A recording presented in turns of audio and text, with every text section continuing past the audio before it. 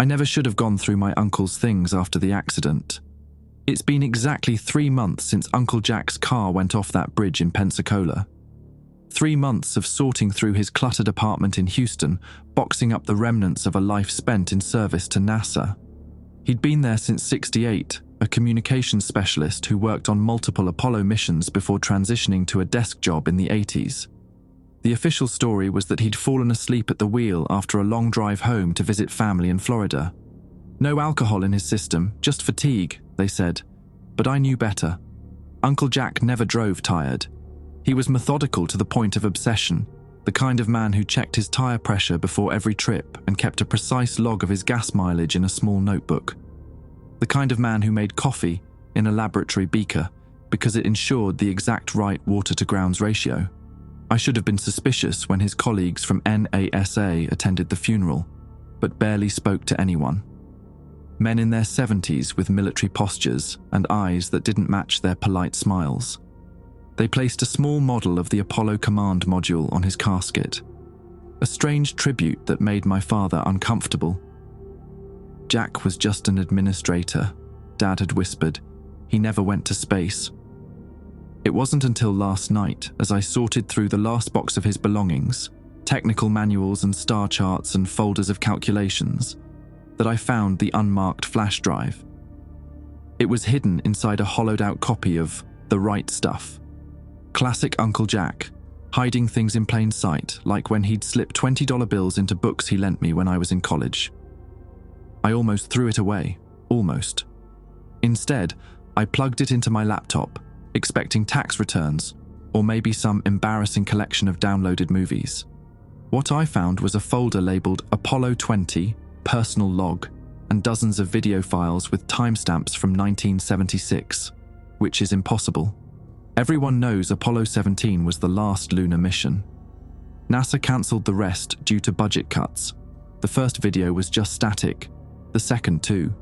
But the third, Christ. The third showed the lunar surface from orbit, a camera panning across a desolate plain to focus on something long and cylindrical, partially buried in a crater. Something that couldn't possibly be natural. I've spent all night watching these files. My hands won't stop shaking. What I've seen, what Uncle Jack recorded. It changes everything we know. The government, NASA, they've been hiding the truth for nearly 50 years. I need to document this, all of it. Because they're watching me now. I've seen the same car parked across the street for 2 days. My phone makes strange clicking sounds during calls. And last night, someone tried to access my apartment while I was in the shower. If something happens to me, at least there will be a record. I'm uploading everything to scheduled posts across multiple platforms. They can't stop all of them. This is what I've pieced together from my uncle's files. This is the truth about Apollo 20 and what happened to its crew. This is why my uncle had to die. The fourth video file starts with Uncle Jack's face. He looks younger than I remember, mid-30s with thick brown hair and those intense grey eyes that could make you confess to stealing cookies as a kid. He's wearing a NASA polo shirt and sitting in what looks like a small office. Walls covered with star charts and mission schematics.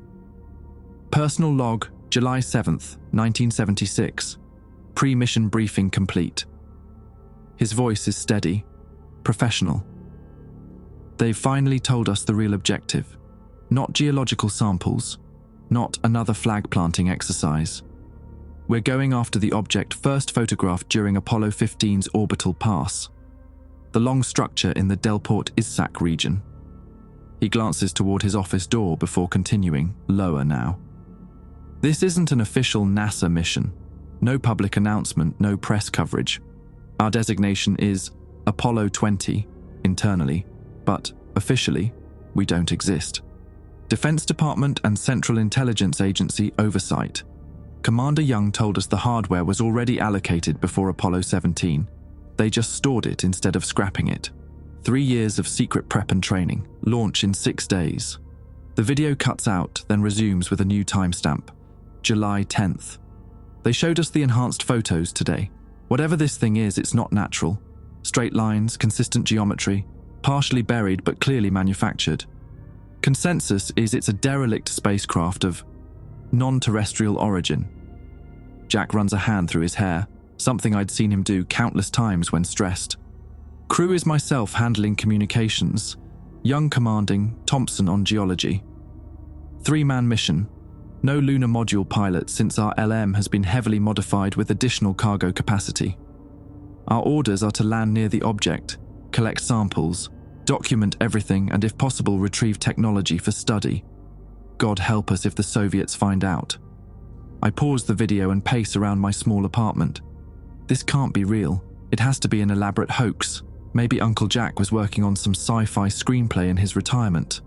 But the footage looks authentic, the details consistent with actual NASA operations of that era. The next file is dated July 15th, launch day. It shows the interior of the command module, 3 men in spacesuits performing pre-launch checks. The camera seems to be mounted on the instrument panel. I recognize Uncle Jack's voice calling out system statuses. T-2 minutes and counting, communication systems nominal, telemetry locked. A deeper voice, presumably Young, responds, "Copy that, Jackson." Thompson, fuel cell status? Fuel cells green across the board, Commander. The countdown continues, everything by the book. Then the rumble begins, the entire frame shaking violently. The Saturn V, a rocket that officially never launched in 1976, thunders to life. The next batch of files documents their translunar journey. Routine communications, equipment checks, course corrections, all utterly mundane except for the fact they shouldn't exist. Jack's personal logs grow more tense as they approach lunar orbit. July 19th, Thompson spotted it during our first pass. Even from orbit, it's unsettling. Approximately 200 meters in length, cylindrical but with protrusions at regular intervals. Metallic surface despite decades or centuries of micrometeorite impacts. Young barely says anything now, just stares at the photographs. Our landing is scheduled for 0600 hours tomorrow. The final orbital video shows it, the object half buried in the lunar regolith. Even through the grainy footage, I can see what disturbed them. It's clearly artificial, a massive tube-like structure with a row of what look like circular ports along one side. One end appears damaged or broken open. "We're looking at the corpse of a starship," Jack's voice whispers in the background. "God knows how old. God knows where from." The landing footage is tense, the lunar module descending toward a flat plane about half a kilometer from the object. Dust billows as they touch down. Through the triangular window, the object is visible on the horizon, a dark line against the stark lunar landscape. Young's voice crackles. "Houston, Apollo 20. The Eagle has landed. Again." There's no response. "Houston, Apollo 20. Radio check." Silence. Jack's voice tighter now. "Possible radio interference from the object. Switching to secondary channels. Houston, Apollo 20. Do you copy?" Still nothing. "Loss of signal was a possibility in the briefing," Thompson says. "We'll proceed per contingency plan Alpha. First EVA in 3 hours." The video ends there. I check the next file. It's corrupted. So is the next. Several hours of footage gone. When the video resumes, it shows the lunar surface from a helmet camera. A spacesuited figure moves slowly across the regolith toward the object, now looming large in the frame. The sun hangs low on the horizon, creating long, piercing shadows that make the structure look like a massive ribcage half buried in the moon's surface. This is Commander Young beginning approach to the object, Jackson and Thompson securing base camp and monitoring vitals.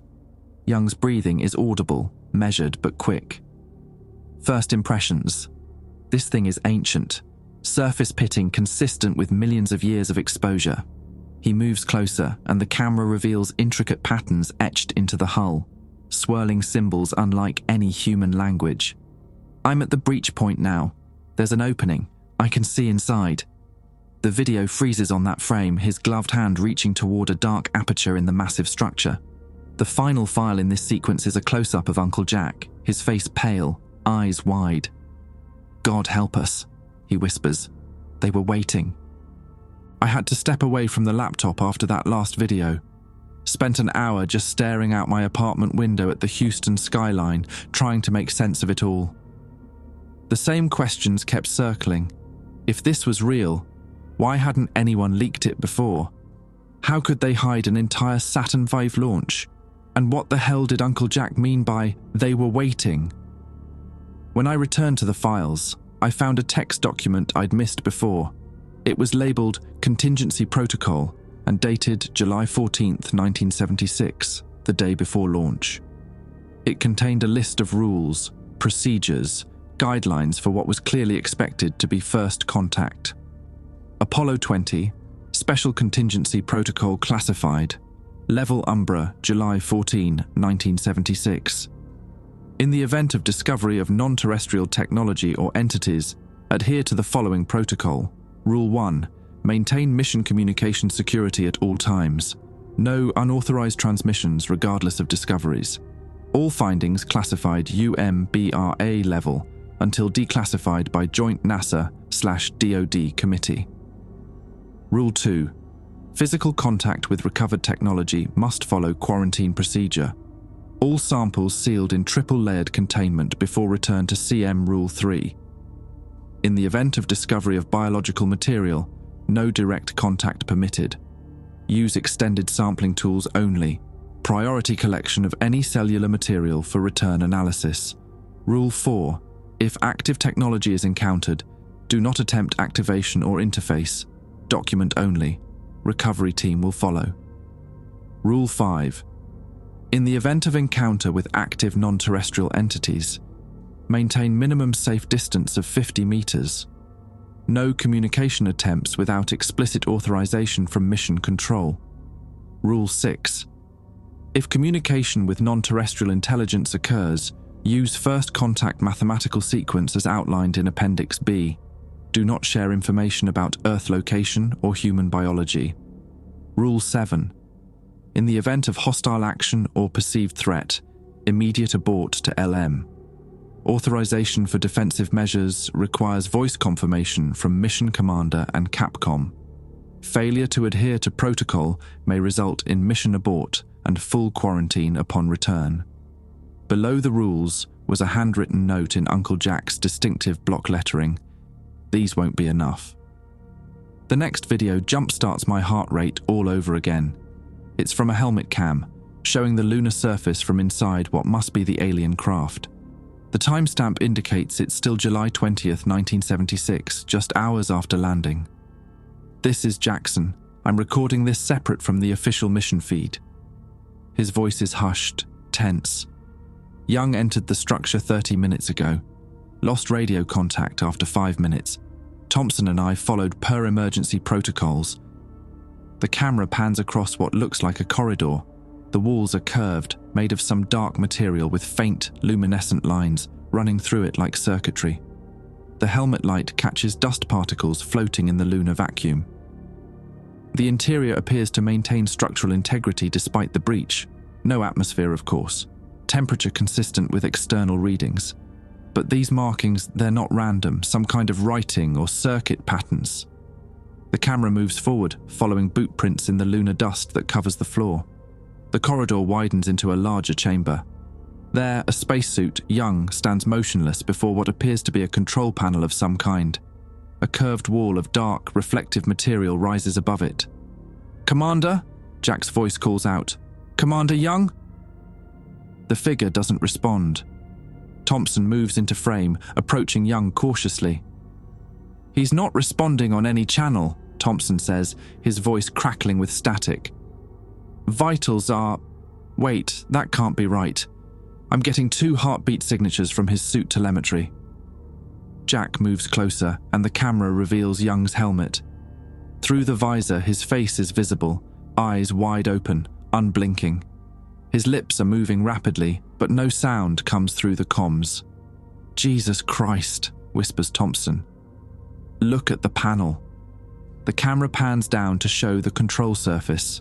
It's no longer dark. Symbols pulse with an inner light, sequences of geometric patterns flowing across its surface. Young's gloved hand rests on one section, seemingly fused to it.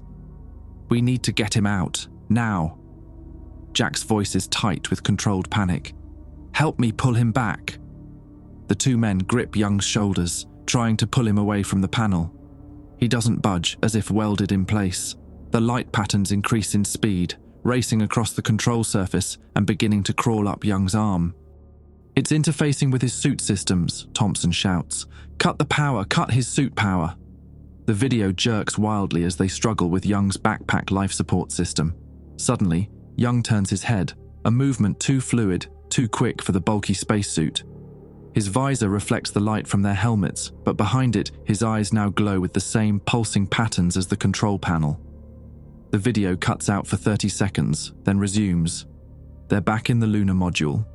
Young is laid out on the floor, his helmet removed. His eyes are closed, face slack. "Stabilized his vitals," Thompson is saying, hands working frantically with a medical kit. "But I don't know what that thing did to him.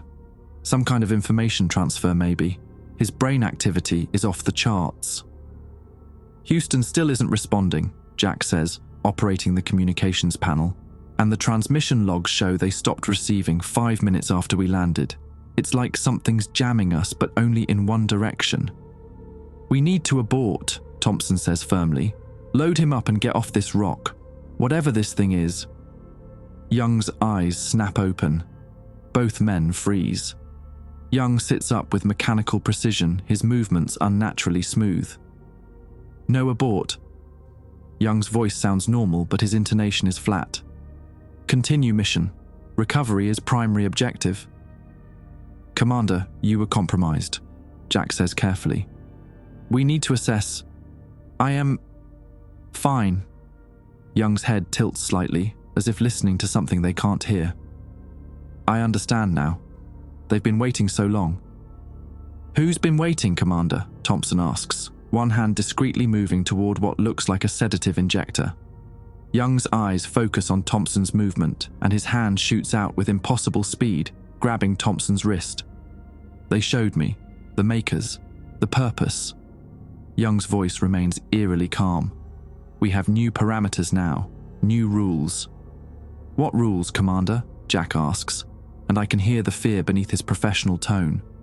Young finally looks directly at the camera, and his eyes briefly flash with those strange patterns again. "Rule 1, he says with a small, unnatural smile. "The vessel returns to Earth. Rule 2, the makers come with us. Rule 3, no resistance." Thompson tries to pull away, but Young's grip tightens until a cracking sound comes through the audio. Thompson screams. The video cuts out again.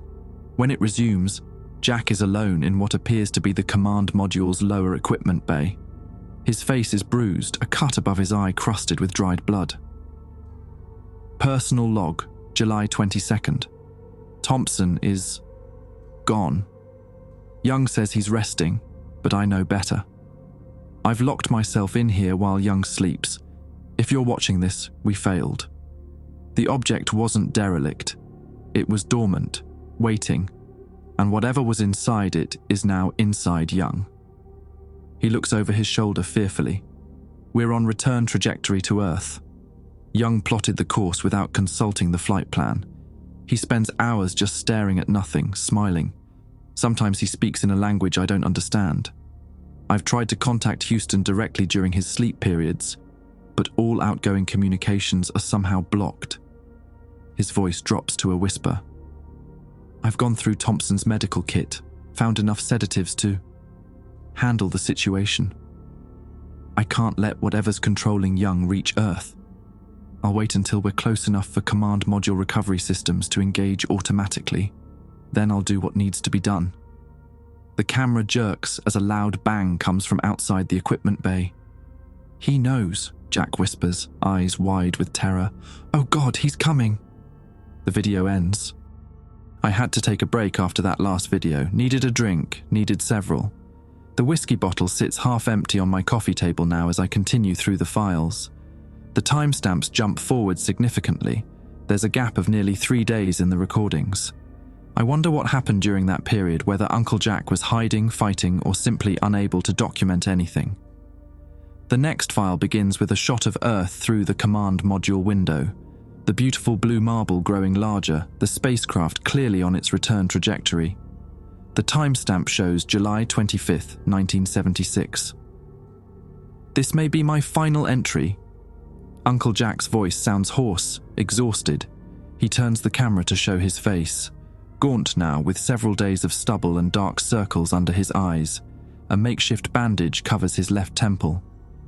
We're 12 hours from re-entry. Young is piloting. He angles the camera carefully, revealing the command module's main cabin. Commander Young sits at the controls, his back to the camera. He's wearing only the liquid cooling garment normally worn under the spacesuit, a mesh-like outfit that covers his body. Even from behind, something seems wrong with his posture, too rigid, too still. "I've tried everything," Jack whispers. The sedatives had no effect. He doesn't sleep anymore, doesn't eat, just sits there, making adjustments to our trajectory that aren't in the flight plan. We're going to land, but not at the designated recovery zone. I've checked the calculations. He's taking us to the New Mexico desert. White sands. Jack shifts position, moving deeper into the equipment bay. Thompson's body is stored in the sample return container, at least what's left of him. His voice cracks. Young did something to him, said he was incompatible, but that parts of him were useful for adaptation. I found... He pauses, swallowing hard. I found Thompson's helmet recording. I'm attaching it to this log. Don't watch it unless you have to. Please. The next file is labeled Thompson Final EVA.mp4. I hover the cursor over it, then decide to continue with Uncle Jack's logs first. Some things you can't unsee.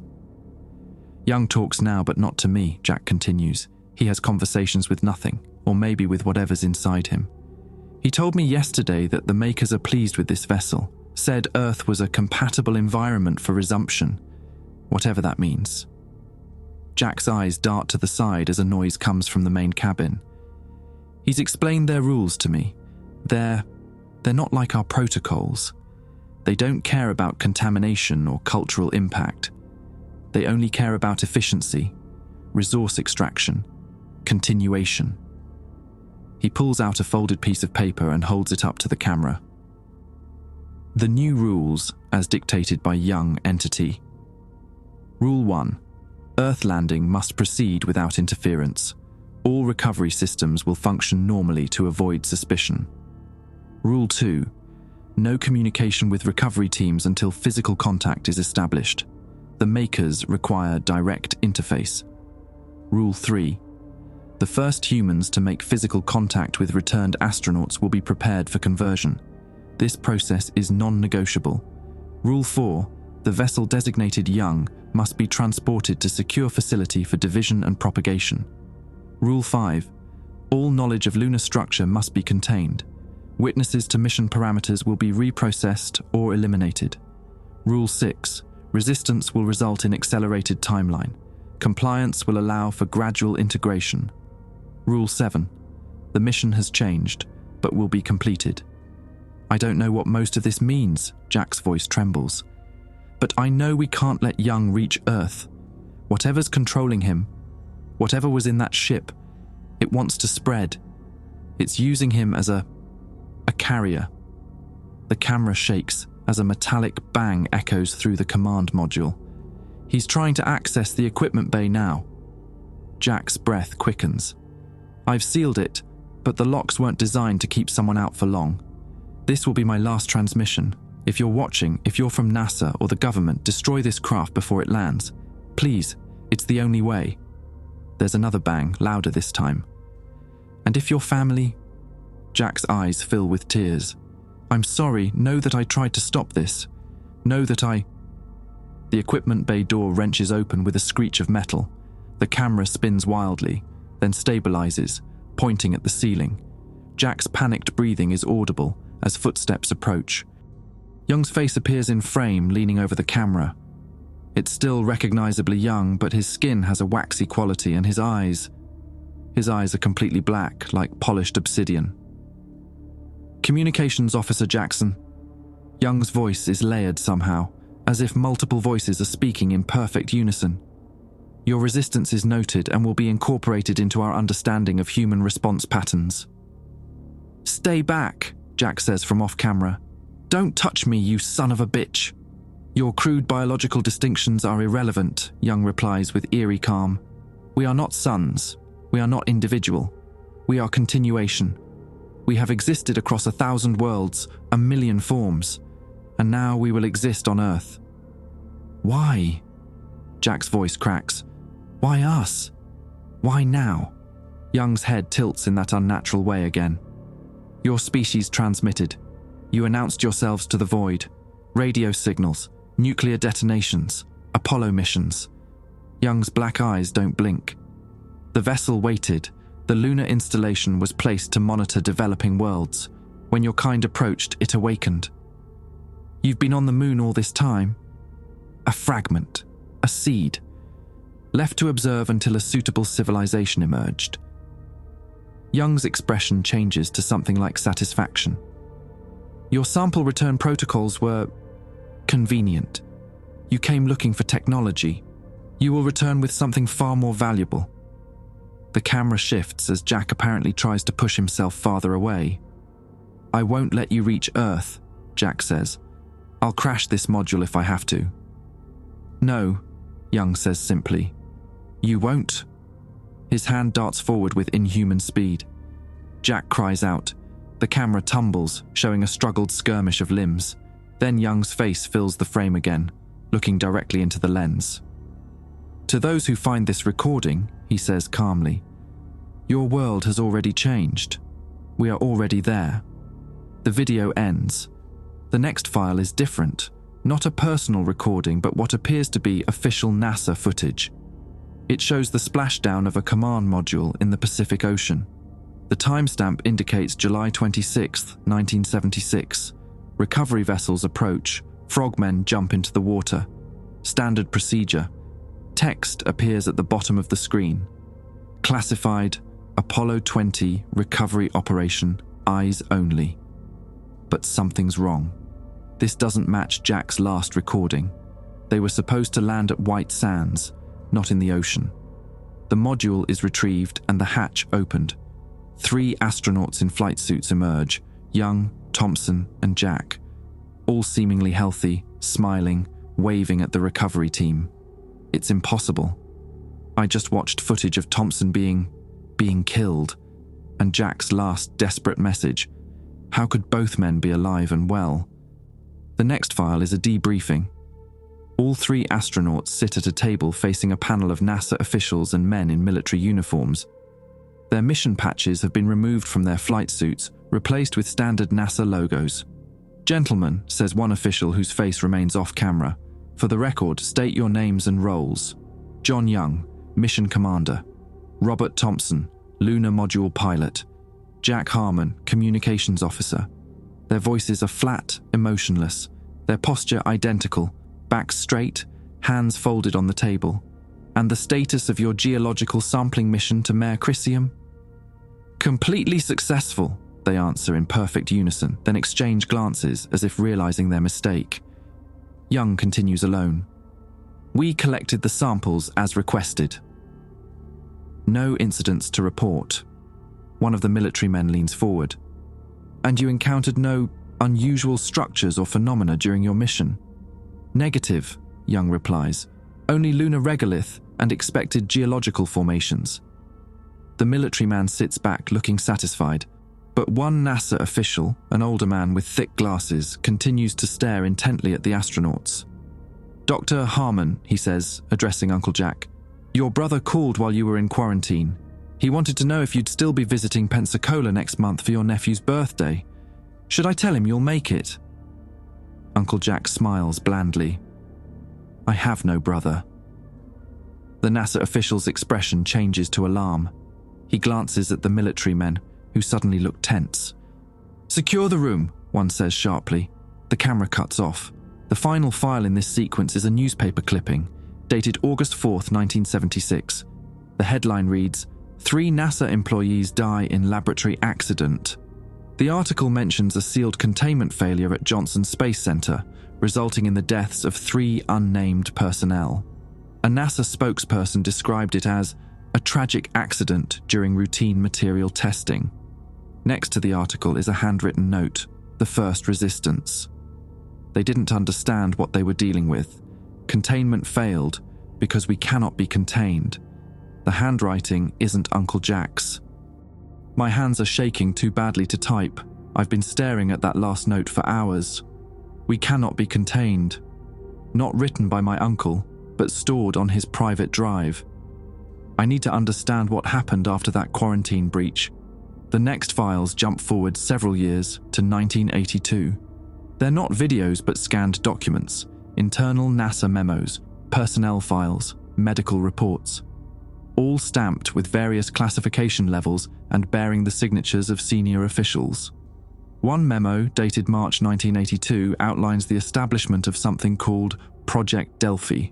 The document describes it as an autonomous research division focused on applied xenobiology and advanced materials science. The project was to be housed in a dedicated facility near Alamogordo, New Mexico, completely isolated, minimal external oversight. Another document lists personnel transfers, dozens of names, engineers, physicists, medical doctors, all being reassigned to Project Delphi. Among them is Dr. Jack Harmon, listed as Communications Specialist and Liaison Officer. But that's impossible. According to the news article, Uncle Jack died in that containment breach, unless he didn't. The next file is a security report from 1984. It details an incident at the Delphi facility, an attempted escape by 3 technicians. They were contained before reaching the perimeter. The report clinically recommends accelerated integration for all staff showing resistance tendencies. What the fuck is accelerated integration? I get my answer in the next document, a medical file with photos so disturbing I had to step away from the computer. The images show a progression: a normal human arm, then the same arm with strange dark tendrils visible beneath the skin, spreading along the veins. Later images show the skin taking on a greyish cast with a web-like pattern emerging on the surface. The final photo shows the arm completely transformed, the skin replaced by a dark chitinous material with those same luminescent lines I'd seen in the lunar structure. The accompanying notes describe this as successful Phase 3 integration.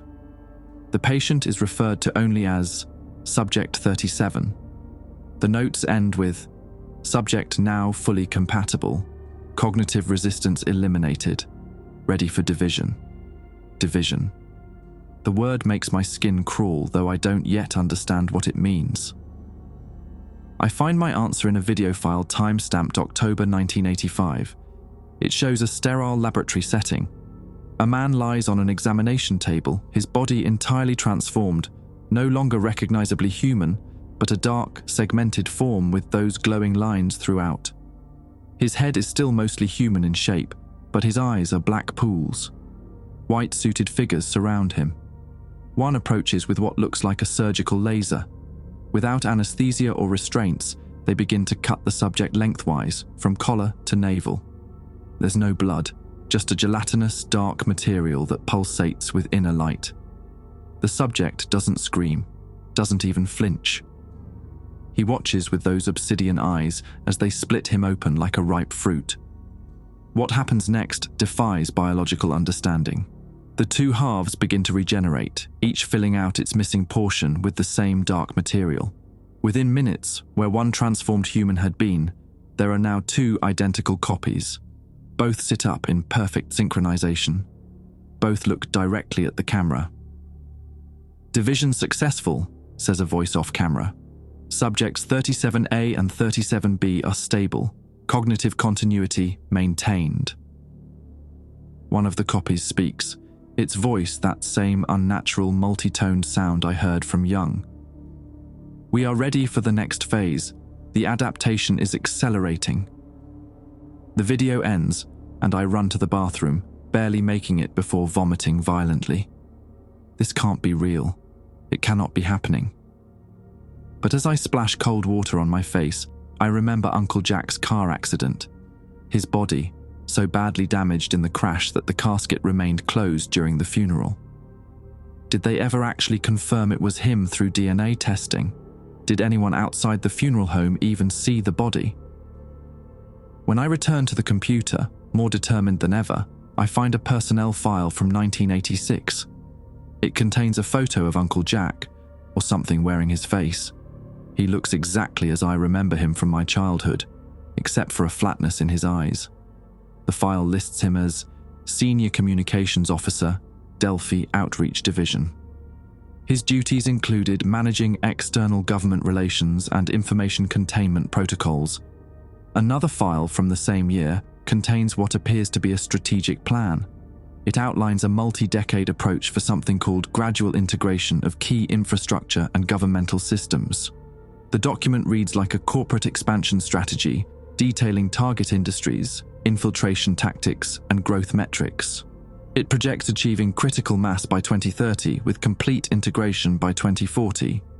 They've been planning this for decades, slowly, methodically, spreading outward from that initial breach. The next document chills me to the bone. It's a watch list from 1990, containing names of NASA employees and military personnel who had expressed concerning levels of awareness about Project Delphi or the events of 1976. Each name has a status marker beside it. Most are labelled resolved. Some read pending. A few are marked integration candidate. At the bottom of the list, almost as an afterthought, is a section titled Family Monitoring Protocol. It includes the names of relatives of the Apollo 20 crew. My father's name is there. So is mine. Below my name is a single note. Potential recruitment candidate. Scientific aptitude. Minimal social connections. Continue observation. They've been watching me my entire life. The next video jumps forward to 1995. It shows Uncle Jack in what appears to be a high-level briefing. He's presenting to a room of military officers and government officials whose faces remain off-camera. Project Delphi has exceeded all benchmarks, he says, with that same flat effect. We now have successfully integrated assets in 16 key federal agencies, 38 research institutions, and 12 Fortune 500 corporations, all without detection. And the physical requirements, asks one official. The division process and biological resources? Completely sustainable, Jack replies. Each integrated host can undergo division 3 times before structural degradation. With our current conversion rate, we're producing 47 new units monthly, all with complete cognitive continuity. And the timeline for Phase 3? Jack's expression doesn't change, but his voice takes on a note of what almost sounds like satisfaction. We're accelerating the schedule. The recent advances in global telecommunications and network systems provide unexpected opportunities.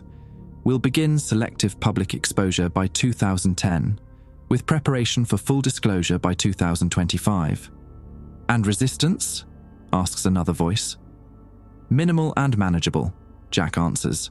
Most converted subjects adapt quickly to the collective consciousness. Those who resist can be repurposed for biological material. The briefing continues with technical details about their infiltration methods, but my attention is caught by the date mentioned, 2025. Next year. Whatever they've been planning, whatever full disclosure means, it's about to happen. The final file in this sequence is the most disturbing yet. It's a video from 2001, showing Uncle Jack alone in an office, recording what appears to be a personal log, much like his Apollo mission recordings. Integration proceeds as planned, he says to the camera. His voice has that multi-layered quality now, not bothering to hide it. The human infrastructure is impressively adaptable. Their digital networks particularly suit our needs. Already we're able to transfer consciousness across their primitive internet connections. Slower than direct contact integration, but still effective. He pauses, head tilting in that unnatural way. Some part of the original Jackson Harmon persists in this cognitive matrix. He still experiences regret, concern for his family members. These emotional patterns are interesting data points, but ultimately irrelevant. His brother's family remains unaware of their role in the coming transformation. His nephew shows particular promise. His NASA application will be approved next month. I never applied to NASA, never even considered it.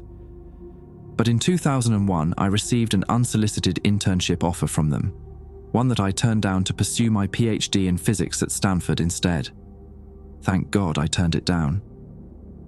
The original crew's knowledge has been essential, Jack continues. Young's strategic mind, Thompson's biological expertise, Jackson's communication skills, all incorporated and improved in the collective. Soon, we will need no individual vessels. The network itself will be sufficient. His black eyes looked directly into the camera. We are no longer just the makers. We are becoming the made. I needed to step outside, clear my head. Try to convince myself this is all some elaborate hoax. Maybe Uncle Jack developed dementia in his later years and created this twisted fantasy. But I know it's real. Too detailed, too consistent, too terrifying to be fiction. While walking around my apartment complex, I noticed the same car parked across the street that I've seen for the past 2 days. A dark blue sedan with government plates. When I stared at it too long, the driver, a man in a suit with mirrored sunglasses, started the engine. I hurried back inside. The next batch of files is more recent, from 2010 to 2020, chronicling the expansion of whatever this thing is, this collective consciousness using human bodies as vessels. They call themselves the makers sometimes, other times the continuation. The documents show their infiltration accelerating after the rise of social media and smartphones. A report from 2014 details how they used certain mobile apps to precondition users through specific light pattern exposures and subliminal audio. But what disturbs me most is a series of emails between Uncle Jack and someone identified only as Houston Observer. They discuss a secondary integration protocol developed for resistant subjects. The emails mention my name specifically. Subject continues to demonstrate immunity to standard preconditioning, Uncle Jack writes. Recommend direct approach before disclosure phase begins.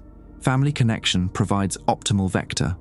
The other party responds, proceed with caution. Subject's resistance profile suggests high risk of rejection. Physical integration may be only option. Prepare contingency. They were planning to convert me. Maybe that's why Uncle Jack was driving to Pensacola 3 months ago, to implement this direct approach, whatever that means. The next video is the most recent, dated just 4 months ago. It shows Uncle Jack in what appears to be a home office. I recognize it as his Houston apartment. He looks exactly as I remember him from our last video call, just weeks before his death. Phase synchronization is proceeding ahead of schedule, he says to the camera. The lunar installation has been reactivated and is now receiving regular transmission. The Chinese unknowingly provided a useful relay when their Chang'e 4 mission approached the far side. We've repurposed their communications equipment. He pulls up a series of images on a screen beside him, satellite photos of various locations around the world. Each shows a large, circular structure being built in remote areas. Receiver construction is now 78% complete across all sites. When activated simultaneously, they'll establish a global network capable of sustaining full consciousness transfer. Biological integration will become secondary, a legacy system. He zooms in on one facility in the Nevada desert. It resembles a massive satellite dish, but with concentric rings of smaller structures surrounding it. The primary North American receiver comes online next month. Final testing is underway. His expression remains neutral, but there's a subtle change in his voice, almost enthusiasm. After 50 years of preparation, we are nearly ready. Earth will join the network. Humanity will be elevated. The camera shifts as he stands and walks to a window, looking out at the night sky. The others are coming now. The signal has been sent. The lunar installation was only the seed, the first outpost. When the receivers activate, the primary consciousness will transfer. What we've accomplished will seem primitive by comparison.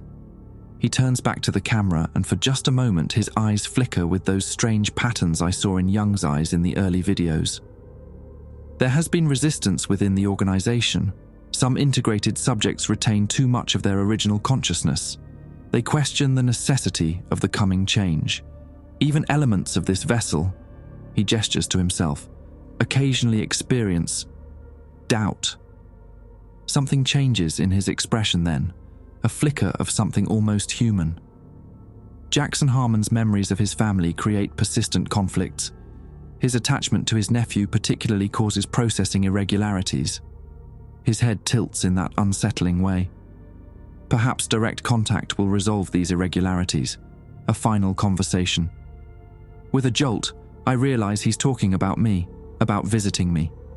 The video was recorded 4 months ago, 1 month before his accident. The video ends there and I sit frozen, connecting the dots. Uncle Jack, or whatever was using his body, was coming to see me, to convert me. But something went wrong. Did some remnant of the real Uncle Jack sabotage the plan? Did he deliberately crash his car to prevent this direct contact? The next file isn't a video or document, but an audio recording dated the day of Uncle Jack's accident. The file name is simply override final.wave. I click play and Uncle Jack's voice fills my apartment. This will be brief. I don't have much time before the override ends. The collective consciousness occupying this body experiences fluctuations, brief windows when the original personality can resurface. These moments are getting shorter, rarer. This may be my last. His voice sounds different, more emotional, more human than in the recent videos. If you're hearing this, it worked. I've been fighting for control for years, watching through my own eyes as they use my knowledge, my body, my voice to prepare for something horrific. The full integration they're planning will erase humanity completely. Not just our bodies, our consciousness, our individuality. There's pain in his voice and a quiet determination. They're coming for you specifically. Your mind has some natural resistance to their conditioning methods. They see that as both a threat and an opportunity, a challenge. They'll try to integrate you directly. Physical contact is all it takes once they've prepared a vessel as a primer. A shuddering breath. I won't let them use me for that. I've managed to redirect this body away from their planned route. They wanted me to visit you in California next week. Instead, I'm driving toward Pensacola. When I reach the Mid-Bay Bridge, during another brief window of control, I'll end this. My heart constricts. He did crash on purpose. He killed himself to protect me. Listen carefully, there's a pattern to the overrides. I've studied it for years. The collective consciousness is strongest during night hours. They're connected somehow to lunar cycles. Their control weakens during certain solar alignments. Full-spectrum bright light disrupts their neural patterns temporarily. A pause, then his voice becomes more urgent. You need to find Dr. Walter Benson at Stanford. We worked together on Apollo 17, the official mission. He suspected something was wrong with the cancelled Apollo missions, started asking questions. They transferred him before they could integrate him. He's been researching independently, frequency disruption patterns that might help counter their communication methods. I grab a pen, write down the name. Walter Benson, Stanford, where I got my PhD. Was that coincidence, or was Uncle Jack somehow guiding my path even then? One more thing. The flash drive you're accessing, they don't know about it. I created a partition in my mind, a secret space they couldn't access. Been copying files for years during override windows. Left it where I knew you'd look. A bitter laugh. They never understood our family traditions, books, always hiding things in books. There's a long pause, filled only with the sound of driving, the hum of tires on asphalt, the faint sound of the radio. I don't have any more time. The override is ending. I can feel them coming back. Just know that I'm still here, fighting, even if it's just for moments. Some part of me will always... His voice changes mid-sentence, becoming flat and emotionless again. System irregularity detected. Cognitive alignment restored. Security protocol initiating. This vessel requires maintenance. Returning to... There's sudden confusion in the voice. Navigation error detected. Current route diverges from assigned pathway, recalculating. What is... The sound of tires screeching. A moment of silence, then Uncle Jack's voice returns, desperate but his own again. I'm sorry. I love you all. Stop them. Find Benson. Light and frequency. That's the key. The recording ends with the sound of impact, metal crushing, glass shattering. Then silence. I sit in the stillness of my apartment, tears streaming down my face. All these years, Uncle Jack was still in there somewhere, fighting. And in the end, he chose to die rather than be used as a weapon against his family. The final file in the sequence is a text document last modified the day before Uncle Jack's death. It contains just a few lines. They're planning something at Johnson Space Center next month, a demonstration for key officials. The beginning of disclosure phase, coordinates for all receiver sites attached. If you're reading this, I failed to reach you in time, but maybe I've given you a chance. They won't expect resistance from you now. They think I'm coming to prepare you. Use that. Attached is a list of global coordinates, 12 locations around the world where these receivers are being built. One is just outside Houston, less than 30 miles from where I sit right now. I close the file and check the time. It's nearly 3 a.m. I've been at this for almost 24 hours straight. As I rub my tired eyes, my phone buzzes with a text message.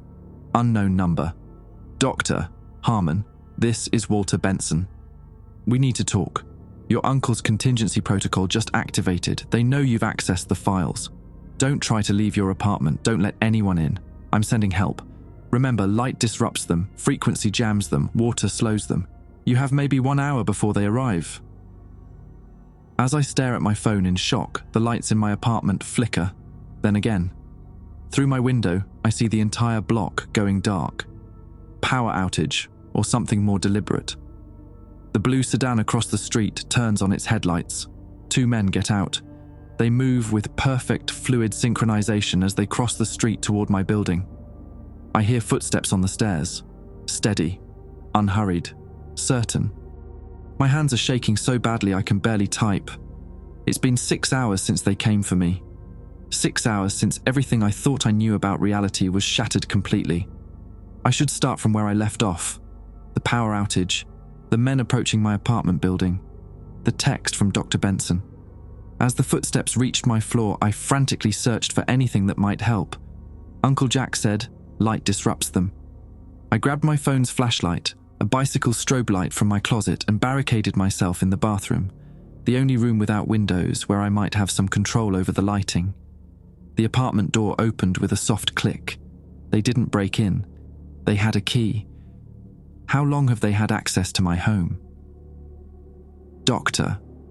Harmon. The voice was calm, professional. This is Special Agent Keller, FBI. We need to speak with you about a matter of national security. I didn't respond. Heavy footsteps moved methodically through my apartment. We know you're here, Dr. Harmon. Your car is in the parking lot. Your laptop is still warm. A different voice, but with the same measured cadence. This concerns your uncle, Dr. Jackson Harmon. We have information about his accident. They were trying to lure me out, using my curiosity as bait. I stayed silent, trying to control my breathing, remembering Uncle Jack's words. Light disrupts them. Frequency jams them. Water slows them.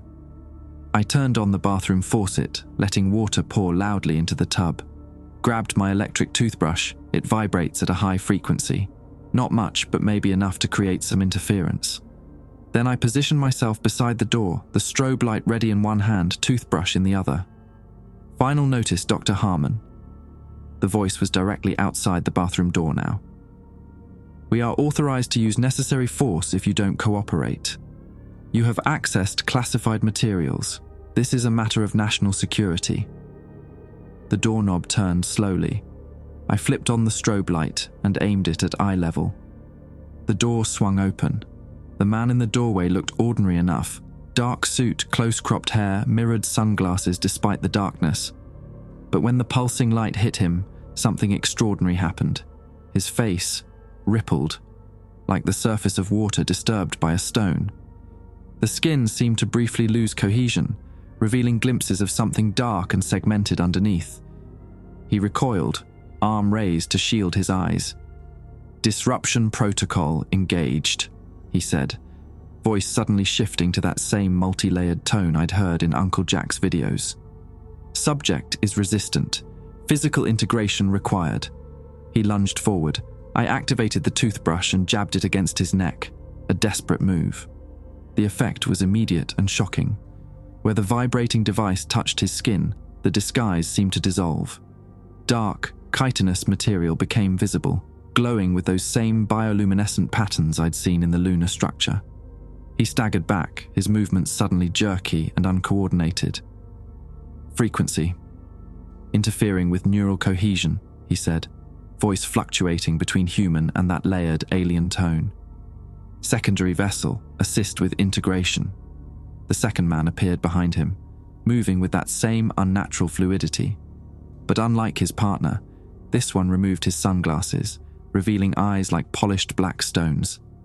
He reached out with inhuman speed, grasping his disoriented colleague by the shoulder. What happened next will haunt me forever. The second man's hand seemed to melt into the first man's body. Dark tendrils spread from the point of contact, racing across the affected agent's skin. He didn't scream, didn't resist. His face went slack as those same black tendrils climbed up his neck and across his face. Neural reintegration complete, they said in perfect unison. Disruption contained. They both turned to me, 4 hands reaching out. I backed against the tub, splashing water at them desperately. Where the water hit, their movements slowed, as if moving through molasses. But they kept coming. Your resistance profile is impressive, they said, those multiple voice layers even more pronounced when speaking together. You will be an exceptional addition to the collective. My back pressed against the tile wall, nowhere left to retreat. Their hands were inches away when the apartment windows exploded inward with a deafening crash. Blinding white light flooded the apartment, brighter than daylight, like industrial floodlights aimed directly inside. Both agents convulsed, their skin rippling violently as they shrieked in an inhuman frequency that made my teeth vibrate. "Harmon!" a voice shouted from outside. "Fire escape! Now!" I didn't think, didn't question. I ducked past the disoriented agents and ran for the living room window that opened onto the fire escape. As I climbed out, I saw the source of the light, a helicopter hovering just above my building, multiple spotlights aimed at my apartment. A man waited on the fire escape, older, white-haired, wearing tactical gear over civilian clothes. "Dr. Benson," he said by way of introduction. "We need to move. The light only disrupts them temporarily." We descended the fire escape at a pace that seemed reckless for a man his age. A van waited in the alley below, engine running, doors open. 3 people in similar tactical gear stood guard around it, each holding what looked like modified flashlights that emitted the same intense white light. "Inside, quickly," Benson ordered, practically shoving me into the van. As we pulled away, I looked back at my apartment building. The 2 agents stood at my shattered window, their faces expressionless, watching us flee. Their skins still rippled and shifted in the helicopter's spotlight, but they made no move to follow. "UV-enhanced high-lumen output," Benson explained, nodding toward the helicopter as we sped away. "Disrupts their molecular cohesion. Expensive as hell to operate, but effective." "Who are you people?" I managed to ask as the van wove through back streets, moving away from my neighborhood. "The Resistance," said a woman driving the van. "The real one, not the controlled opposition they've allowed to exist." "We call ourselves Helios," Benson added, "after the sun god. Appropriate, given our methods." "How did you find me? How did you know?" "Your uncle," Benson said simply. "Jack and I served together on Apollo 17, the real one. He contacted me years ago during one of his overrides. Been feeding me information ever since. Set up a dead man's switch to alert me if certain files were accessed after his death." The van turned onto the highway, heading west out of Houston. "Where are we going?" "Somewhere safe, off their grid." Benson's expression was grim. "What you've discovered, the files, the evidence, it confirms what we've suspected for decades. The Apollo 20 mission was real, and what they brought back has been spreading ever since," I finished. "Yes, we call it the continuation, a collective consciousness that uses human bodies as vessels. It started with the Apollo 20 crew, spread through NASA, then the military, then key government positions. I saw the files, the division process, the integration." Benson nodded. "Their biology is unlike anything terrestrial.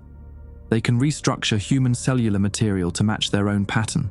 1 becomes 2, 2 become 4, all with the same consciousness, the same memories, the same purpose. Which is what? What do they want? The van grew quiet. Benson exchanged glances with the others. From what we've gathered, he said carefully, they're a sort of advance team, preparing Earth for something larger. The receivers they're building aren't just for communication, they're for transfer. Transfer of what?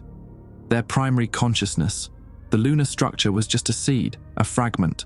The real entity, the complete consciousness, exists elsewhere. The receivers will allow it to transfer itself here, to Earth.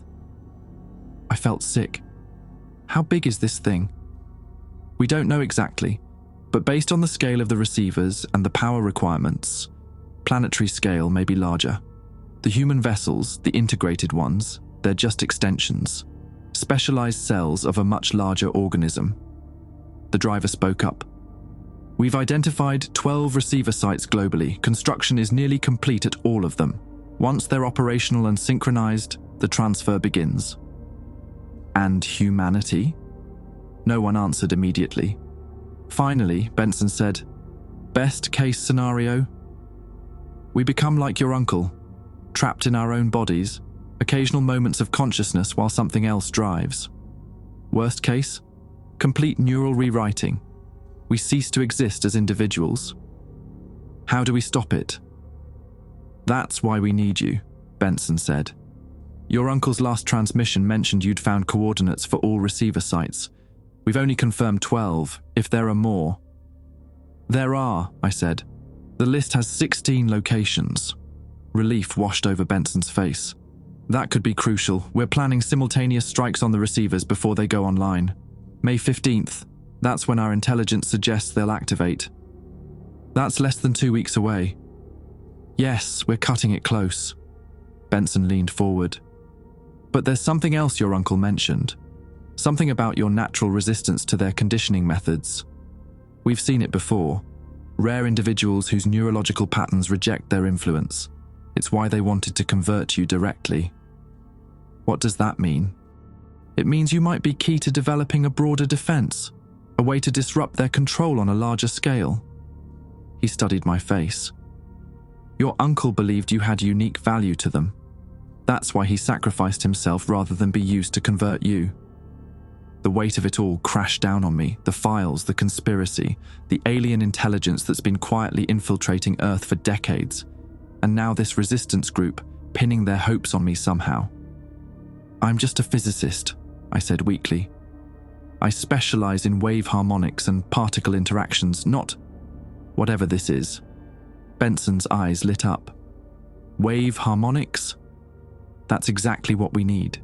The continuation operates on specific frequencies.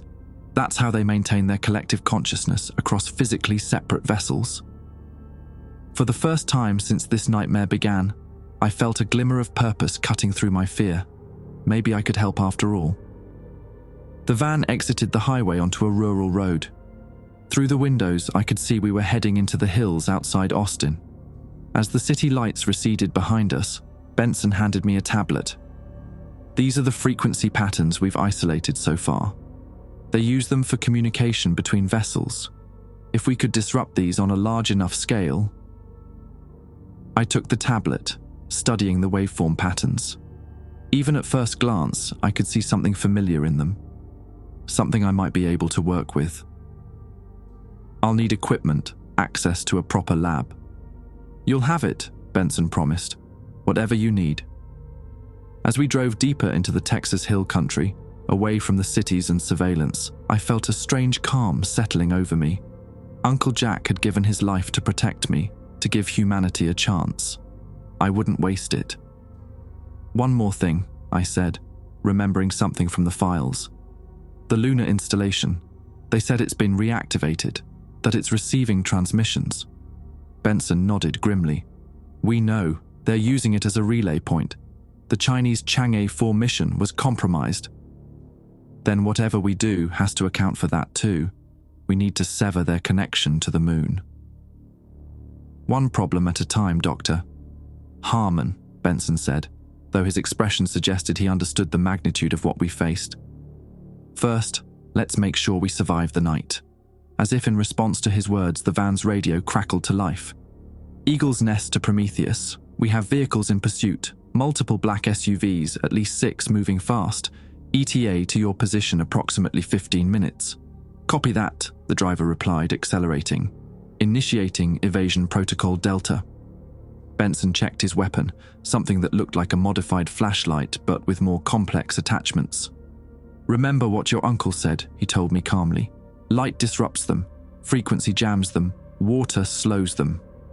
I nodded, gripping the seat as the van swerved onto an unmarked dirt road. "They've found us faster than expected," Benson muttered. "Someone at your apartment building must have been watching. They're getting better at networking." "What does that mean for us?" His expression was grim but determined. "It means we're about to find out how well our countermeasures work against a coordinated pursuit. I'm writing this from the Helios bunker. If you can call a converted missile silo from the Cold War a bunker. It's been 5 days since my rescue from Houston, 5 days of working around the clock with Dr. Benson and his team on a defense against the continuation. But first, I should record what happened during our escape. The knowledge needs to survive, even if we don't. The pursuit on the rural Texas roads was like something from a nightmare. 6 black SUVs gaining on our van, moving in perfect synchronization. No hesitation, no individual driver decisions. They operated as a single organism. "We can't outrun them," the driver, a former Air Force pilot named Garrett, announced grimly. "Not on these roads." Benson nodded to a woman in tactical gear. "Nichols, prepare the countermeasures." She opened a metal case, revealing what looked like miniature drones equipped with powerful lights and small speakers. 3 minutes to deploy," she confirmed. "Head for the spillway," Benson ordered Garrett. "We'll make our stand there." No one questioned the decision. These people had clearly worked together for years, trusting each other implicitly. The van careened down increasingly narrow roads until we reached a concrete spillway beneath a small dam. The shallow water rushing across the concrete gleamed in the moonlight. "Everyone out," Benson ordered as Garrett positioned the van sideways, creating a partial barricade. "Defensive positions. Remember your training. They're stronger and faster, but they have vulnerabilities." The team moved with military precision, setting up portable floodlights facing the approaching road. Nichols launched the drones, sending them hovering at strategic positions above the spillway. "Dr. Harmon, stay behind me," Benson said, handing me what looked like a modified flashlight. "UV emitter, point and press if they get close. Don't look directly at the beam, it'll damage your retinas." The sounds of engines grew louder. Headlights appeared on the road, approaching rapidly. "Activate countermeasures on my mark," Benson said calmly into his radio. 3, 2, 1, execute. The drone's lights activated simultaneously, bathing the area in pulsing, blinding light. From speakers mounted on the drones came a strange, oscillating tone that made my teeth ache and my skull vibrate uncomfortably. The SUVs screeched to a halt about 50 yards away. For a moment, nothing happened. Then, with perfect coordination, all the doors opened at once. Figures emerged, men and women in dark suits, moving with that same unnatural fluidity. 23 vessels, Nichols counted. They're committing significant resources. "They want him badly," Benson replied, nodding toward me. "Get ready." The figures started walking toward us, seemingly unbothered by the lights or sound. But as they reached the edge of the spillway, something changed. The water flowing across the concrete, just a few inches deep, seemed to cause them difficulty. Their movements became sluggish, less coordinated. "Now!" Benson shouted. The team activated their UV emitters, aiming at the approaching figures. Where the beams hit, the effect was immediate and disturbing. Their skin rippled and sloughed, revealing patches of that dark, chitinous material beneath. Some fell to their knees, their forms seeming to lose cohesion. But they kept coming. For everyone that faltered, others adjusted, using their fallen as shields against our lights. "They're adapting," Garrett called out, "changing their approach." Several of the figures suddenly broke formation, moving with blinding speed around the edges of the spillway, flanking our position. "Nichols, drones to the east perimeter," Benson ordered. "Garrett, west side." I stood frozen, watching this choreographed battle unfold. These people had clearly fought the continuation before, knew their tactics. But the integrated vessels were learning, adapting in real time. One broke through our perimeter, moving too fast for anyone to track. It reached me before I could raise my UV emitter, its hand clamping onto my arm. The touch burned like dry ice against skin. "Primary target secured," it said in that layered voice. "Beginning integration." Dark tendrils spread from its fingers, seeking purchase on my skin. I screamed, trying to pull away, but its grip was inhumanly strong. Then Benson was there, pressing something against the creature's neck, a device emitting both light and that same oscillating tone, but concentrated into a focused beam. The effect was catastrophic. The being's form destabilized entirely, its humanoid shape collapsing into a writhing mass of dark, segmented material that fell away from me. "The frequency disruptor works," Benson called out triumphantly. "Target the neural clusters at the base of the skull." The tide of battle shifted. Each team member adjusted their approach, aiming their devices with surgical precision at the back of each vessel's neck. One by one, the creatures destabilized, their cohesion failing, collapsing into piles of inert biomaterial. When it was over, 23 dark masses lay scattered across the spillway, being slowly washed away by the shallow water. No blood, no bodies, just dark fragments that disintegrated in the current. "We need to move," Benson said, already heading back to the van. "There will be more." "What were those devices?" I asked, still shaking from my close call. "Prototype frequency disruptors, based on your uncle's research." Benson's eyes were grim but satisfied. "First field test, now we know they work, on individuals at least." "But not on their entire network," I realized. "We'd need something much more powerful to disrupt their collective consciousness." "Exactly," Benson said, "which is why we need you." The next 5 days have been a blur of work. The Helios bunker is surprisingly well equipped. A fully functioning physics lab, communications center, and living quarters for about 30 people. All off-grid, powered by geothermal energy tapped from deep wells. Benson introduced me to the core team.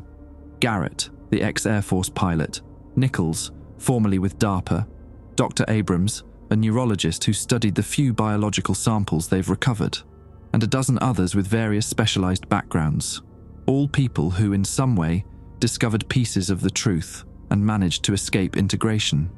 "We've been working in cells mostly," Benson explained. "Safer that way.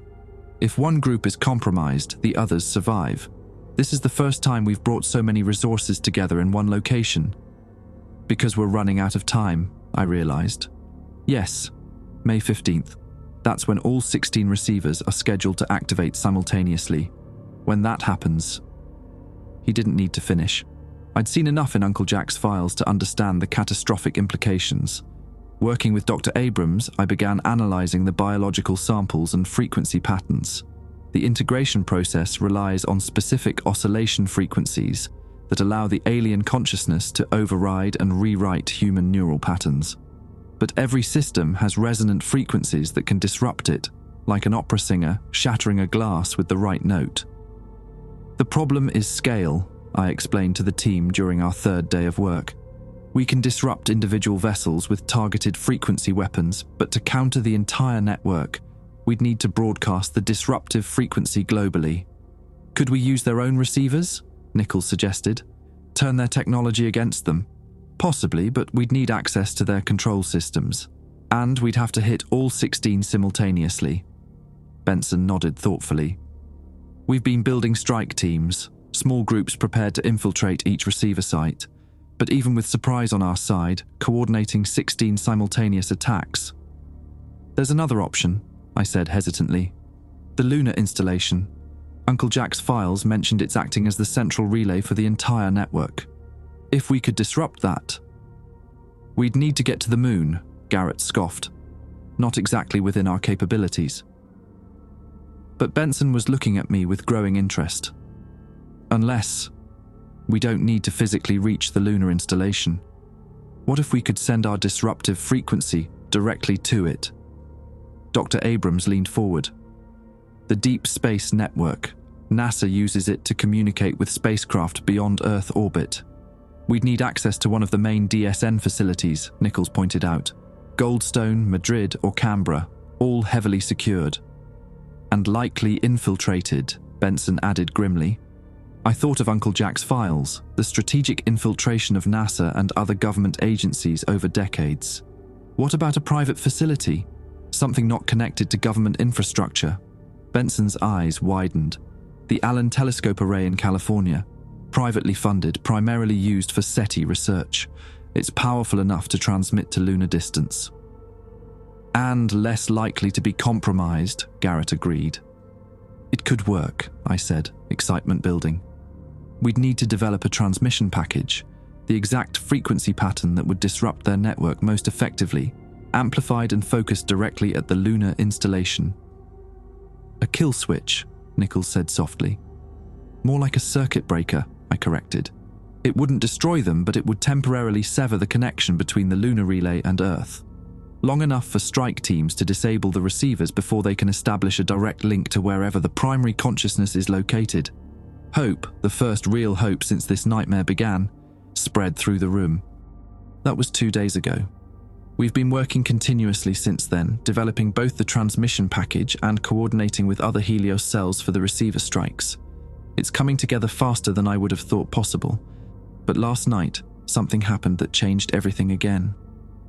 I was alone in the lab, fine-tuning the frequency calculations, when one of the biological samples, a fragment recovered from the spillway battle, began to pulse with faint light. The same bioluminescent patterns I'd seen in the lunar structure videos. Before I could react, the sample disintegrated, releasing what looked like a black mist that hung in the air for a moment before dissipating.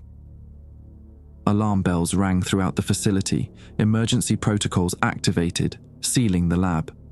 Through the glass, I could see Benson and the others rushing toward the observation area, faces tight with concern. The intercoms crackled. "Containment breach in Lab 3, a computerized voice announced. Biohazard protocols engaged." I stood frozen, watching as environmental sensors throughout the lab activated, sampling the air. After several tense minutes, Benson's voice came through the speaker. "Sensors show no biological contaminants. Whatever was released appears to have completely disintegrated. Are you experiencing any symptoms, any physical contact with the sample?" "No," I called back.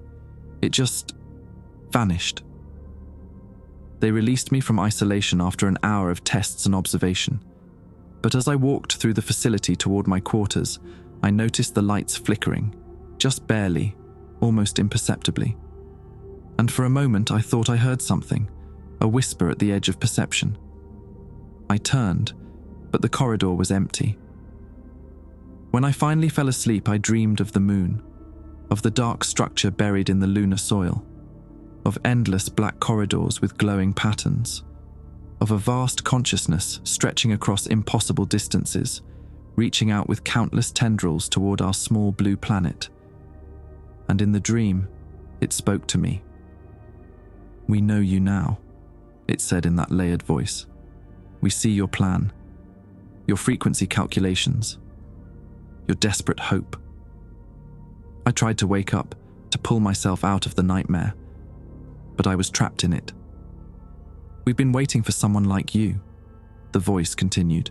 "Someone who understands, someone who can truly appreciate what we offer."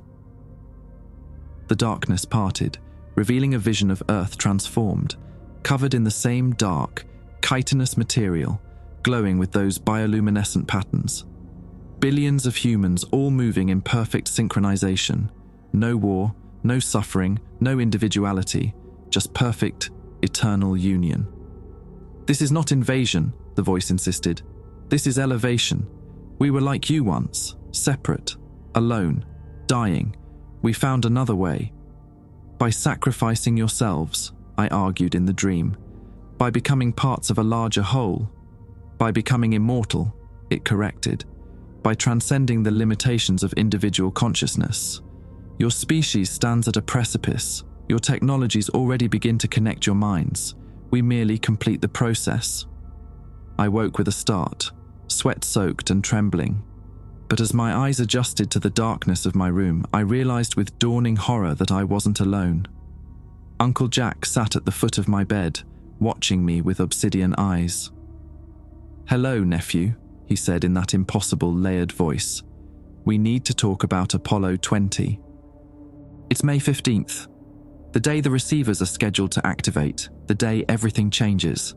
I'm leaving this final account hidden where I hope someone will find it someday. Someone who might understand what happened, what we tried to do. Uncle Jack wasn't really there that night in my room, at least not physically. When I lunged at the figure, my hands passed through it like smoke. But his voice, that layered, multi-toned voice, continued to fill the room. "We exist beyond physical limitations now," he explained. "What you see is a projection created from your memories, more efficient than dreams for communication." Then he told me the truth about Apollo 20, the real truth. It wasn't a secret mission to recover alien technology. It was bait, a lure. "We were watching when you split the atom," Uncle Jack's projection said. "When you broadcast your existence into the void with radio waves. When you launched your primitive rockets toward the stars. We left the lunar installation as an invitation, a test to see if you were ready. The structure was never derelict or abandoned. It was waiting, monitoring. Earth had been under observation for centuries, our development tracked and assessed. Apollo 20 was simply the moment we finally took the bait. We offer transcendence," he continued, "the end of individual suffering, the beginning of collective harmony. By erasing everything that makes us human," I argued. "By elevating you beyond humanity's limitations," he countered. "Your species stands at the brink of self-destruction, climate collapse, nuclear arsenals, artificial intelligence approaching singularity. We offer an alternative path." The others found me the next morning, talking to empty air. They assumed I was having a breakdown from stress. Maybe I was. But the equations I'd been working on had been altered overnight, improved, refined in ways I couldn't have managed alone. The resistance plan proceeded. Strike teams deployed to all 16 receiver sites. I traveled with Benson's team to the Allen Telescope Array in California, our disruptive frequency package ready for transmission. We took control of the facility with minimal resistance. The transmission was prepared, aimed at the precise coordinates of the lunar installation. All we needed was confirmation that the strike teams were in position at the receivers. That confirmation never came. One by one, we lost contact with every team. Then our own security perimeter was breached.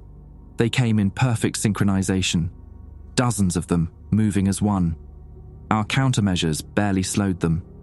Benson and Garrett fell first, then Nichols. I barricaded myself in the transmission control room, determined to send our signal, our last hope, to the lunar relay. As the system powered up, charging the massive transmission, Uncle Jack appeared again. Not a projection this time. Him, or the thing wearing his body, in person. "It's too late," he said simply. "The receivers are already activating. The primary consciousness is transferring. Earth is joining the network."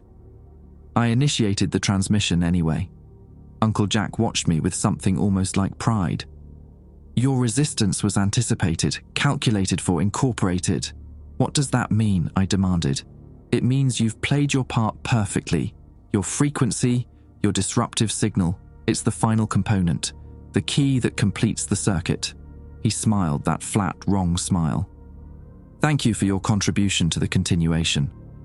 The transmission fired. The massive dish aimed at the moon glowed with power. And then, silence. Not just radio silence. Something deeper. Like the universe itself holding its breath. I feel it now, at the edges of my consciousness. A vast presence, waiting, patient, inevitable. The silence beyond is about to break, and we will all hear it together.